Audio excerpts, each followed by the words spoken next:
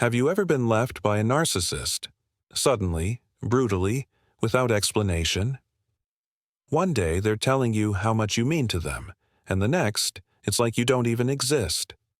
It feels like your entire world has collapsed, as if the person you loved, trusted, and gave your heart to simply erased you like a file on a computer. When the narcissist discards you, it can feel like the ultimate rejection. They may replace you quickly, flaunting someone new on social media, acting as though you never mattered. And in those moments, the pain is unbearable. You wonder, was I ever loved? Was any of it real? You might feel like you were just a disposable object, used and then thrown away. But here's the hidden truth most people don't know. The discard isn't the end of the story. Because while you're left picking up the pieces, the narcissist isn't actually thriving the way they want you to believe. Behind their mask, they're unsettled, restless, even tormented. The discard isn't a sign of their strength, it's a reflection of their weakness. And though they might act like they've moved on, the truth is, losing control over you makes them unravel. So, in this video, we're going to explore the reality behind the discard, why narcissists do it, how it impacts them more than you realize, and why, strangely enough, your healing is what truly drives them crazy. Let's start by pulling back the curtain on what the discard really means. To understand why it happens and why it's so painful, we need to first recognize how a narcissist views relationships. Unlike a healthy partner who sees you as a whole, complex, and valuable human being, a narcissist sees you as what's called narcissistic supply. That supply could be your admiration, your attention, your loyalty, your ability to make them look good in public, or even just the way you sacrifice your own needs to meet theirs. To them, you're not fully seen as a person with your own identity. You read more like a mirror reflecting back their sense of importance. In the beginning, this can feel intoxicating, because the narcissist showers you with love, attention, and affection. That stage, often called love bombing, makes you believe you found something rare and extraordinary. But as time goes on, they start to show cracks. They devalue you, criticizing, withdrawing, or manipulating, because no matter how much you give, it's never enough to fill the emptiness they carry inside. And then comes the discard. It usually happens suddenly. Sometimes it's triggered by you standing up for yourself. Sometimes it's because you no longer feed their ego the way they want. Other times, it's simply because they've found a new source of supply. Whatever the reason, the discard always feels shocking. It's like someone turning off the light switch in a room you thought was filled with warmth and love. For you, it's devastating. You question your worth. You wonder if the new person they're with is better than you, if they made you replaceable. You might even blame yourself, thinking, if only I had tried harder, maybe they wouldn't have left. But here's what you need to know. The discard is not about your value. It's about their insatiable need for validation and control. Narcissists don't discard because you failed. They discard because they can never feel satisfied with anyone. Not truly. And while you may see them walking away with apparent confidence, posting happy pictures, or acting like they're living their best life, the truth is far from that surface image. Because the discard, while it wounds you deeply, actually sets off a storm inside of them as well. And that storm is what we'll explore next. So, let's dive into what's really happening for the narcissist after they discard you. On the surface, it might look like they're doing great. They may flaunt their new partner, post smiling photos, or even brag about how happy they are. It is a performance designed to hurt you and convince the world that they won. But beneath the mask, the discard creates chaos for them. Why? Because narcissists rely heavily on control. When they discard you, they expect you to chase after them, beg for answers, or try to win them back. That chase reaffirms their power. It makes them feel superior. But if you don't chase, if you go silent, if you begin to heal, that's when the narcissist begins to spiral. See, narcissists live in constant fear of abandonment, even though they're the ones doing the leaving. They crave control over others to avoid facing their own emptiness. When you stop playing the game, they lose their grip, and losing control makes them feel exposed, insignificant, even panicked. Imagine this. You've been their emotional fuel tank. Every compliment, every time you forgave their cruelty, every tear you shed, it all gave them energy.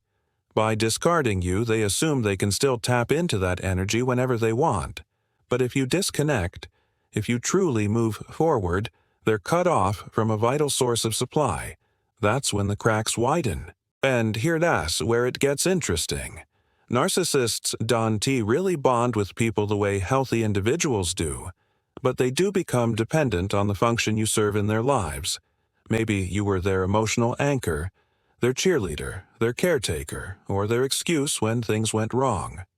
When they discard you, they lose that function, and it destabilizes them. That's why, often, after a discard, you'll see the narcissist try to circle back.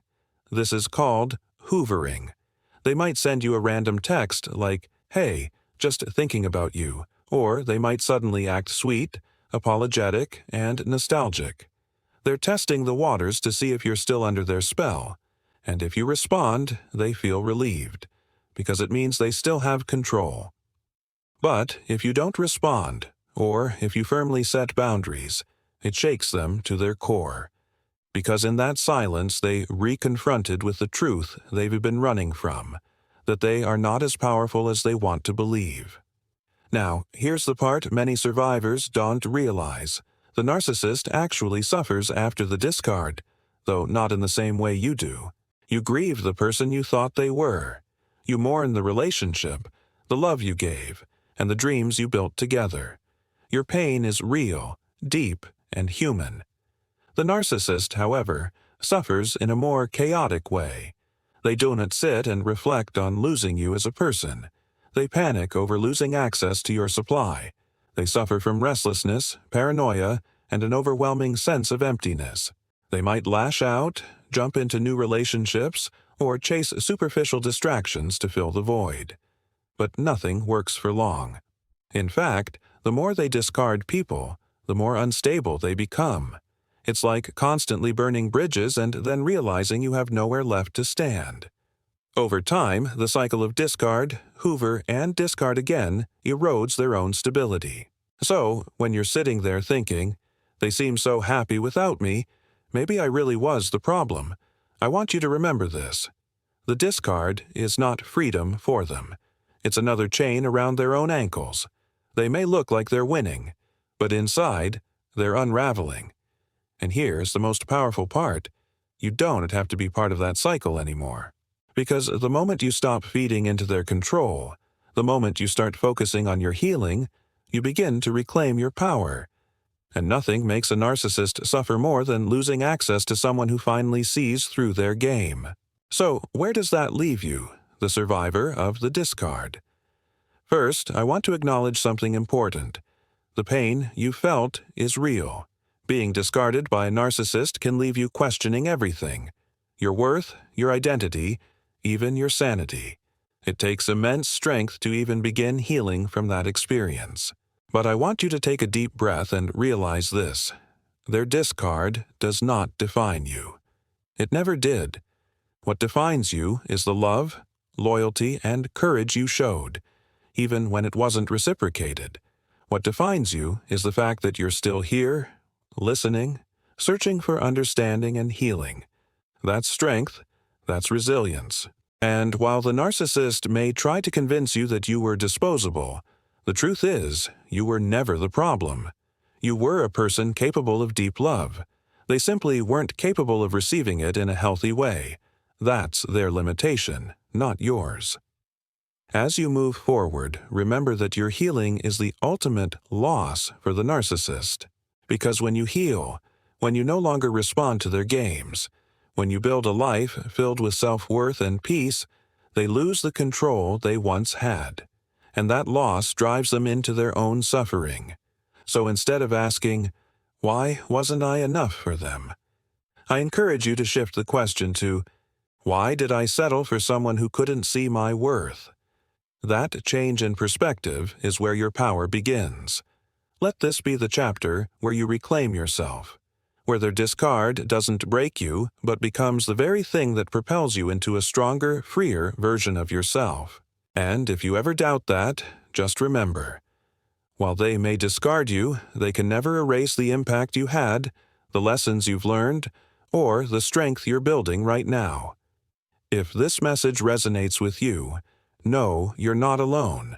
There's an entire community of survivors who've walked this painful path and come out stronger on the other side. I encourage you to share your thoughts in the comments, connect with others, and let your voice be heard. Because healing from narcissistic abuse isn't just about surviving. It's about reclaiming your story, your self-worth, and your future. So take heart. You were never disposable. You were never the problem. And as you step into your healing, remember, the discard may hurt you, but in the end, it's the narcissist who suffers the most.